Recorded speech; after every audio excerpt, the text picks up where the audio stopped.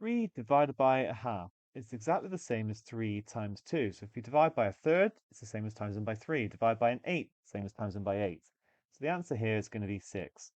Let's talk a little bit about where this comes from. So you might like to keep change flip. 3 divided by a half is then 3 times 1, sorry, times 2 over 1.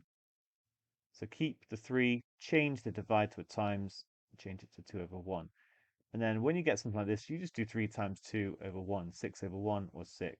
You can alternatively write it as a fraction, so it becomes, again, 3 times 2 over 1 times 1, 6 over 1, or 6. Now, where does that keep change flip come from? If we have a over b divided by c over d, then we could write it as a big fraction like this, and use equivalent fractions. I can times the top by b and the bottom by b, because that won't change it. So I'll get a over bc over d, because this is just b over 1, so I get cb over d.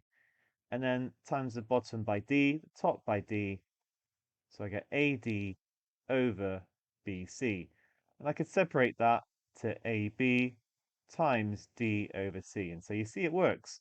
We have just changed and flipped this one to give us this as our answer. It always works, but that's a little proof.